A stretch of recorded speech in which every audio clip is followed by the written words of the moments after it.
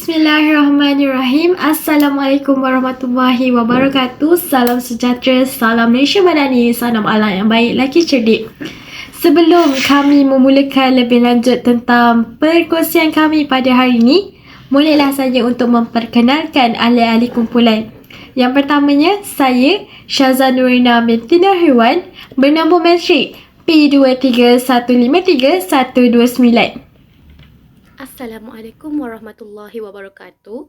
Nama saya Nur Afrina Zuhaira binti Subaha.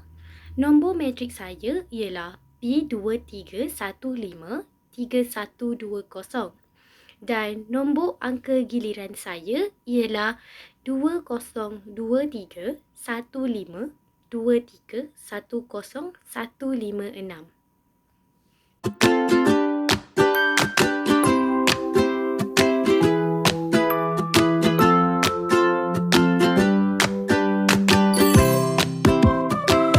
Saya, Nur Afrina Zuhaira binti Subaha, akan menerangkan maksud-maksud bagi pergaulan. Dalam bahasa Arab, pergaulan boleh didefinisikan sebagai ikhtilat yang berasal daripada kata dasar halata yang membawa maksud bercampur. Percampuran ini boleh berlaku di kalangan manusia, haiwan ataupun benda. Dalam bahasa Melayu pula, pergaulan membawa maksud percampuran sesama manusia, sama ada lelaki atau perempuan. Pergaulan merupakan sifat manusia yang normal serta perlakuan di mana manusia bergaul atau bercampur atau beraduk sesama mereka. Malah, pergaulan ini merupakan kepentingan untuk memenuhi tuntutan hidup bermasyarakat. Dan yang terakhir sekali, menurut ulama fiqh, pergaulan antara lelaki dan perempuan yang bukan mahram atau satu keadaan apabila lelaki dan perempuan ajnabi bertemu melebihi daripada 2 orang di suatu tempat dan berlaku interaksi antara mereka. Pergaulan berbeza dengan halwat yang hanya melibatkan seorang lelaki dan seorang perempuan sahaja. Pergaulan boleh berlaku di tempat umum seperti perhentian bas, pasar dan sekolah.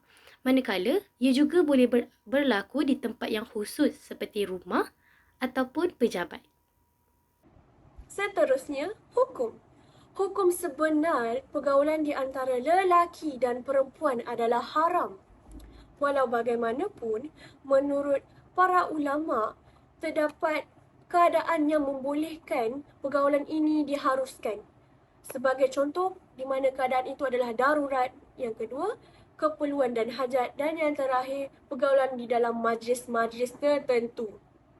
Yang pertama sekali, keadaan darurat.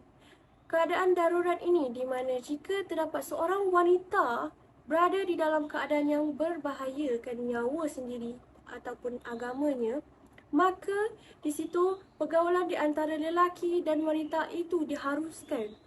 Jadi, seorang lelaki itu diharuskan untuk menyelamatkan dan memberikan perlindungan kepada wanita tersebut. Seterusnya, keadaan keperluan dan hajat. Perempuan dibenarkan untuk bergaul di antara lelaki dalam urusan yang melibatkan harta seperti jual beli dan lain-lain transaksi. Ini diharuskan kerana ia memerlukan komunikasi di antara dua pihak. Ini termasuk dalam urusan seperti di urusan pejabat, pasaraya, kedai dan sebagainya. Seterusnya, pergaulan di dalam majlis-majlis tertentu. Pergaulan ini akan menjadi harus jika pergaulan di antara lelaki dan perempuan itu tidak bertentangan dengan syarak. Walau bagaimanapun, ia akan menjadi haram jika kedua-dua belah pihak, lelaki dan perempuan ini, tidak menjaga batasan di antara satu sama lain. Selanjutnya, hukum haram bagi pergaulan bebas. Majoriti para ulama berpendapat bahawa pergaulan di antara lelaki dan wanita ini bertentangan dengan keharusan wanita untuk keluar rumah tanpa sebab.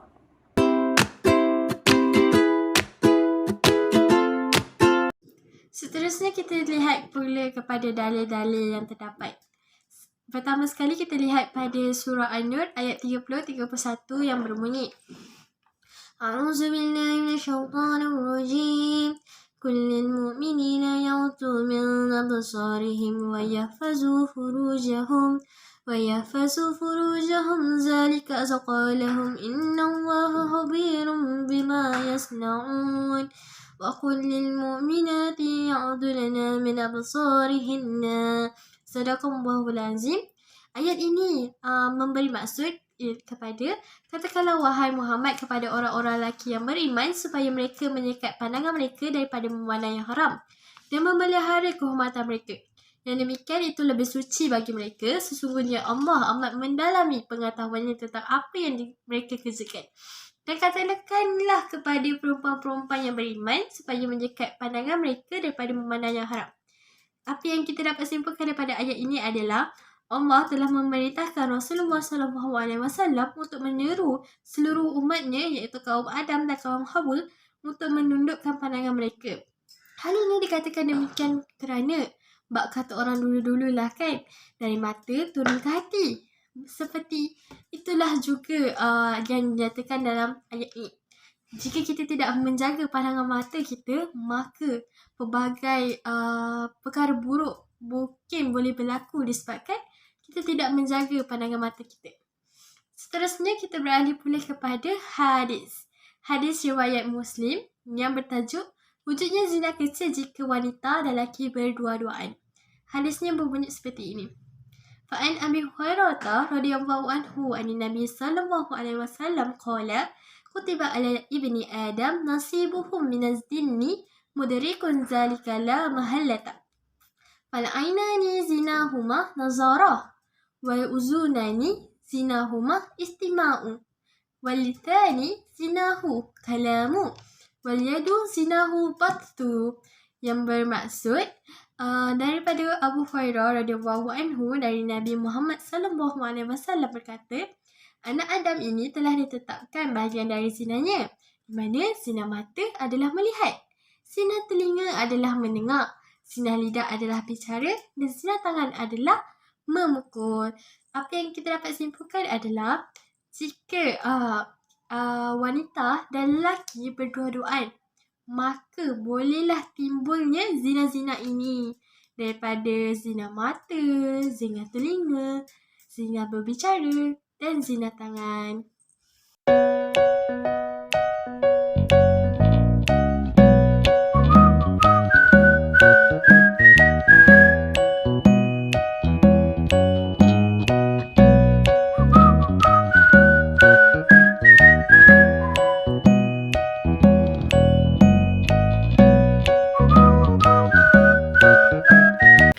Antara contoh pergaulan bebas ialah pergaulan antara lelaki dan perempuan tanpa batasan ataupun yang lebih dikenali sebagai dating. Dating ini boleh didefinisikan sebagai satu bentuk interaksi sosial di mana dua individu berlainan jantina yang tidak terikat dengan apa-apa ikatan seperti ikatan pernikahan, dengan tujuan untuk merapatkan diri antara satu sama lain sebelum mengambil apa-apa keputusan yang serius seperti melangsungkan perkahwinan. Seterusnya, contoh yang kedua bagi pergaulan bebas adalah seks bebas. Mari kita kenali lebih mendalam apa itu seks bebas. Seks bebas ini merupakan hubungan seks membabitkan pasangan yang tiada ikatan perkahwinan. Dia merupakan satu bentuk penzinaan yang diharamkan oleh agama dan ia terjadi disebabkan tiada batasan dalam pergaulan antara lelaki dan perempuan. Ia bermula seperti inilah. Pada mulanya, lelaki dan perempuan ini hanyalah berkenalan dan berjumpa antara satu sama lain. Tapi lama-kelamaan apabila selalu keluar bersama, selalu pergi dating sama-sama, maka bolehlah timbul isu seks bebas ini jika kita tak menjaga batas pergaulan kita sebaik-baiknya.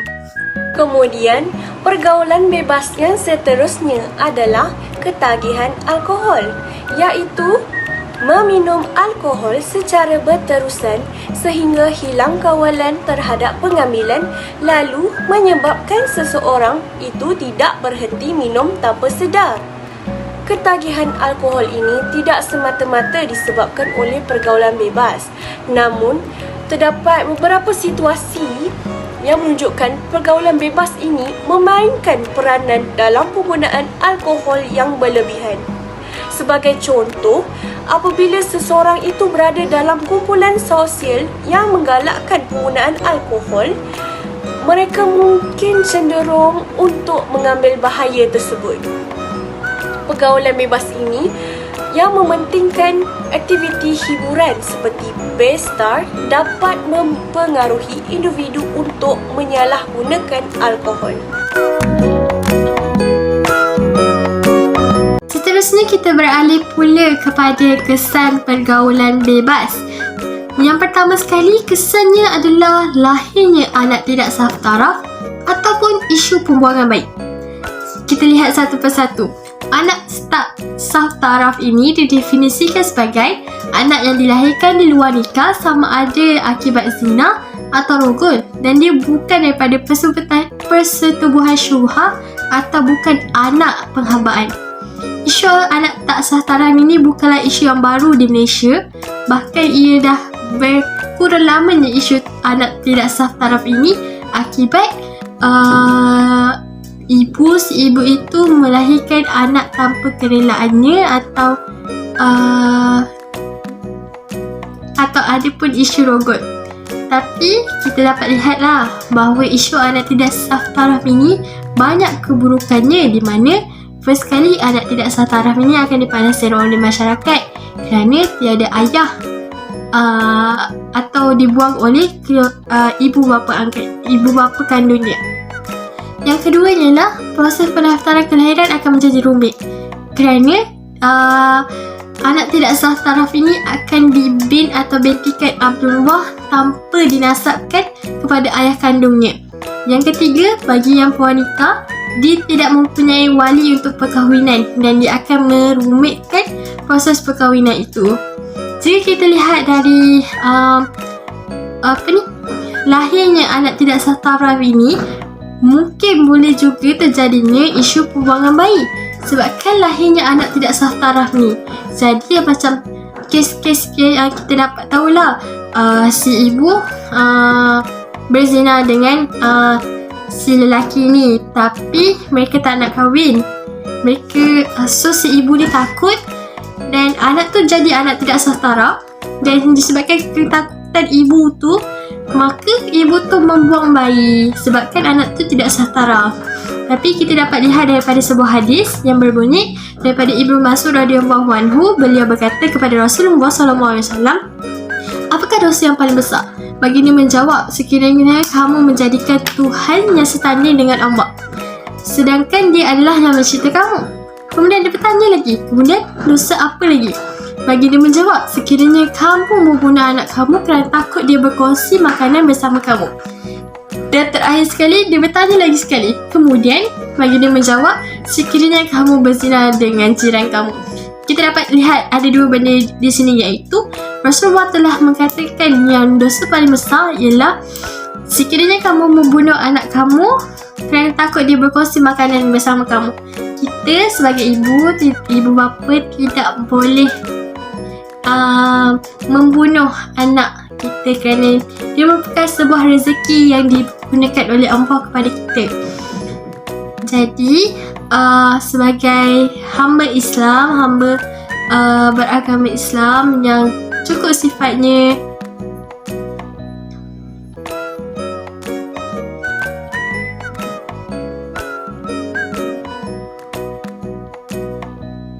jadi kita tidak seharusnya membuang jadi kita seharusnya tidak membuang bayi itu. Jadi kita tidak seharusnya membuang bayi walaupun dia tidak sah taraf kerana ia merupakan tergolong dalam salah satu kategori dosa besar. Seterusnya, kesan daripada pergaulan bebas ketagihan alkohol ini boleh dilihat daripada pelbagai aspek. iaitu dari segi kesihatan fizikal dan mental, hubungan sosial dan kewangan. Kebergantungan alkohol boleh memberi kesan yang melampau kepada kesihatan fizikal dan mental seseorang. Kesannya, ia boleh merosakkan organ dalaman seperti hati dan sistem saraf. Terdapat juga risiko yang tinggi terhadap gangguan emosi dan mental seperti kemurungan. Selain itu, ia juga boleh memberi kesan negatif terhadap hubungan sosial, termasuklah konflik dalam keluarga dan kehilangan sokongan daripada rakan-rakan. Dalam konteks pekerjaan, ketagihan alkohol boleh menyebabkan penurunan produktiviti dan kehadiran yang tidak konsisten dan juga kesukaran dalam mempertahankan pekerjaan. Selanjutnya, kewangan juga terjejas dengan perbelanjaan yang tinggi untuk membeli alkohol serta berkemungkinan hilangnya pekerjaan atau pendapatan akibat daripada masalah yang berkaitan dengan alkohol. Antara impak daripada kesan pergaulan antara lelaki dan perempuan tanpa batasan ataupun yang lebih dikenali sebagai dating, ini ialah kerosakan akhlak. Pergaulan bebas tanpa batasan ini akan meruntuhkan akhlak umat Islam. Sebagai contoh, hubungan tanpa ikatan yang boleh membawa kepada tingkah laku yang melibatkan tindakan yang bercanggah dengan nilai agama dan norma masyarakat. Sebagai contoh, melakukan zina. Daripada Abu Hurairah radhiyallahu anhu, Rasulullah sallallahu alaihi wasallam bersabda, barang siapa di antara kamu yang mampu untuk berkahwin, hendaklah dia berkahwin, kerana itu lebih baik daripada menundukkan pandangan dan lebih baik daripada memelihara kemaluannya. Dan sesiapa yang tidak mampu, maka hendaklah mereka berpuasa, kerana puasa itu boleh dijadikan sebagai perisai. Hadis ini menunjukkan bahawa ketidakupayaan menjaga batas dalam perhubungan boleh diatasi dengan berkahwin atau berpuasa. Hadis ini juga menunjukkan betapa pentingnya menjaga batas akhlak. Kesan yang kedua ialah dipandang keji oleh masyarakat. Pergaulan tanpa batasan boleh menimbulkan persepsi negatif masyarakat yang bertentangan dengan nilai-nilai Islam.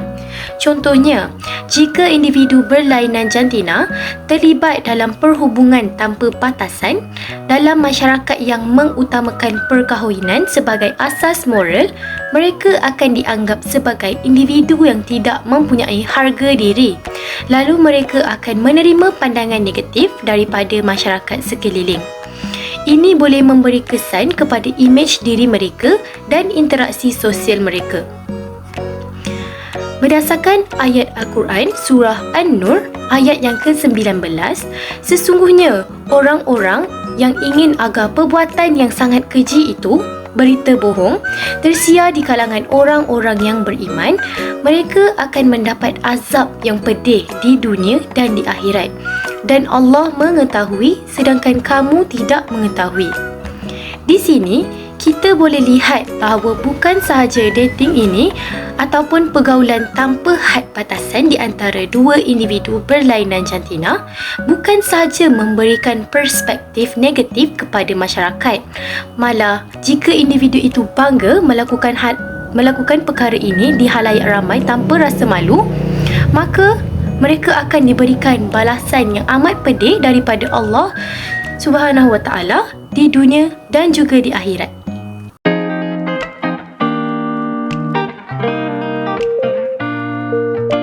Yang terakhir sekali adalah peranan untuk memendung gejala sosial berlaku.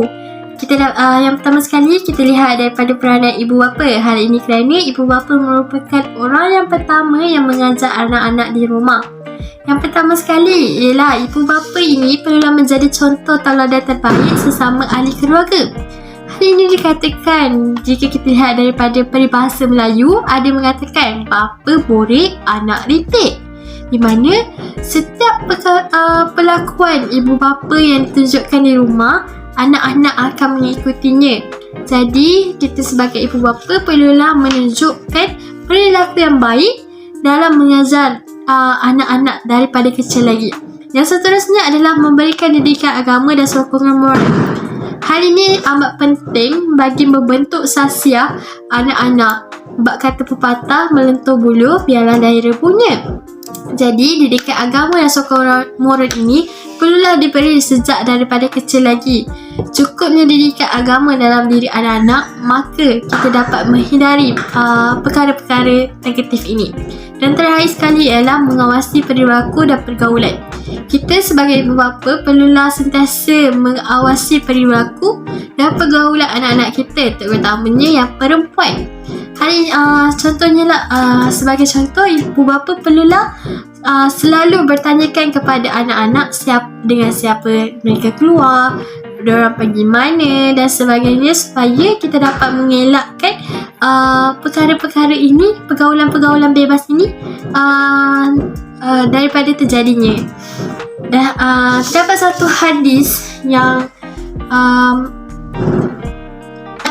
hadis yang berkaitan dengan untuk mencegah kemungkaran. Hadisnya berbunyi seperti ini: Man ra'i munkar falyughayyir biyadihi fa in lam yastati'u fi bilisani fa in lam yastati'u fi biqalbi wa dhalika a'dha'ul iman. Yang bermaksud, para siapa yang melihat kemungkaran, maka cegahlah dengan tangan. Tapi jika tidak mampu, maka cegahnya dengan lisan. Jika tidak mampu, maka cegah dia dengan hati, iaitu dengan doa. Namun itu adalah selemah-lemah iman. Jadi jika kita melihat sesuatu kemungkaran, kita perlulah cegah sebelum terlambat. Seterusnya, kita lihat daripada aspek peranan pemerintah dalam membanteras pergaulan bebas ini. Pemerintah didefinisikan sebagai seseorang yang berkuasa untuk memerintah negara atau sebahagian negara. Jika kita lihat potongan ayat suci Al-Quran yang terpapar di sini, surah An-Nisa ayat ke-59 memberi maksud kepada kita untuk sentiasa taat kepada pemimpin. Bismillahirrahmanirrahim. Bismillahirrahmanirrahim. Ya ayyuhallazina amanu ati'ullaha wa ati'ur rasula wa ulil amri minkum fa in tanazzantum fi syai'in farudduhu illallahi wa rasuli in kuntum tu'minuna billahi wal yawmil akhir. Dzalika khairul wa ahsanu ta'wila. Sadaqallahul azim. Yang bererti, wahai orang-orang yang beriman, taatlah kamu kepada Allah dan taatlah kamu kepada Rasulullah dan kepada ulil amri, yang bermaksud orang-orang yang berkuasa daripada kalangan kamu. Kemudian, jika kamu berbantah-bantah ataupun berselisihan dalam sesuatu perkara, maka hendaklah kamu mengembalikannya kepada kitab Allah, iaitu Al-Quran, dan sunnah Rasulnya, jika kamu benar beriman kepada Allah dan hari kiamat. Yang demikian adalah lebih baik bagi kamu dan lebih elok pula kesudahannya. Dalam pada itu, terdapat beberapa peranan yang boleh dilakukan oleh beberapa pihak dalam mengekang daripada berlakunya perkara ini. Misalnya, peranan daripada individu-individu itu sendiri. Peranan pertama yang boleh dilakukan oleh individu tersebut ialah menjaga pandangan. Setiap individu perlu memelihara pandangan mereka daripada melihat perkara-perkara yang tidak sepatutnya dilihat. Umpamanya, melihat aurat wanita yang bukan mahram secara sengaja. Berdasarkan surah An-Nur ayat yang ke-30 hingga ayat yang ke-31, katakanlah wahai Muhammad kepada orang-orang lelaki yang beriman supaya mereka menyekat pandangan mereka daripada memandang yang haram dan memelihara kehormatan mereka. Yang demikian itu lebih suci bagi mereka. Sesungguhnya Allah Maha mendalam pengetahuannya tentang apa yang mereka kerjakan. dan katakanlah kepada perempuan-perempuan yang beriman supaya menyekat pandangan mereka daripada memandang yang haram dan memelihara kehormatan mereka. Dan janganlah mereka memperlihatkan perhiasan tubuh mereka kecuali yang zahir daripadanya. Menurut Al-Zamakhsyari, tidak semua pandangan diharamkan. Antaranya, pandangan pertama yang tidak disengajakan, yang bermaksud tiada tujuan bermaksiat. Dan yang kedua ialah memandang individu berlainan jantina pada bahagian yang tidak dikira sebagai aurat, iaitu muka dan tapak tangan, dengan syarat tidak disertai syahwat dan bebas daripada fitnah. Peranan yang kedua yang boleh dilakukan oleh individu ialah menjaga batas pergaulan. Setiap individu perlu menjaga batas pergaulan antara individu berlainan jantina supaya dapat mengelakkan daripada berlakunya perkara yang tidak diingini seperti menaikkan syahwat yang boleh menjadi penyebab kepada berlakunya zina.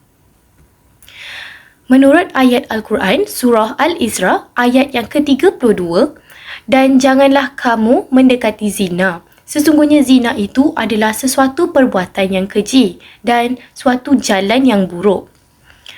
Hadis riwayat Muslim daripada Abu Hurairah radhiyallahu anhu, Nabi Muhammad sallallahu alaihi wasallam bersabda, "Janganlah sekali-kali seorang lelaki berdua-duaan dengan seorang perempuan, kecuali bersama mahramnya. Seorang lelaki dan seorang perempuan yang bersendirian sahaja adalah bersama-sama dengan syaitan.